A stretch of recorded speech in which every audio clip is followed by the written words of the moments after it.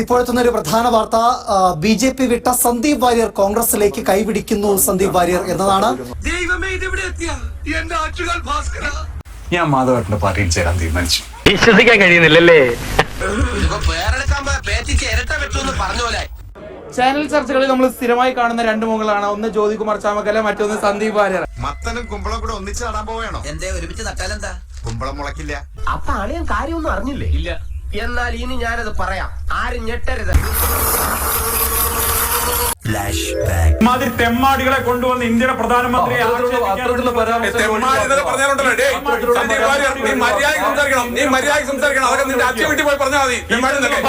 നമ്മള് ചില നിലപാടുകളുടെ അടിസ്ഥാനത്തിലുള്ള വിമർശനങ്ങളാണല്ലോ ഉന്നയിക്കുന്നത്. ഇന്നലെ വരെ നിങ്ങൾ ഇതല്ലല്ലോ പറഞ്ഞു. ചില ഘട്ടം മനുഷ്യരല്ലേ, കൈവിട്ടു പോകും. അങ്ങനെ ചില സന്ദർഭങ്ങൾ ഉണ്ടായിട്ടുണ്ട്. ലോകത്തിലേക്ക് ഏറ്റവും വലിയ അലവലാതിക്കുള്ള ഒളിമ്പിക് സ്വർണം നിനക്ക് കിട്ടുമെന്നായിരുന്നു എന്റെ പ്രതീക്ഷ. പക്ഷെ ഇപ്പൊ മനസ്സിലായി, നിനക്ക് വെള്ളിയേ കിട്ടുള്ളൂ. ഒരു നല്ല എതിരാളിയെ നഷ്ടപ്പെട്ടതിനുള്ള സങ്കടമുണ്ടെങ്കിൽ ആ എതിരാളി ഞങ്ങളുടെ കുടുംബത്തിലേക്കാണ് കടന്നു വരുന്നത് എന്ന കാര്യത്തിൽ സന്തോഷമുണ്ട്.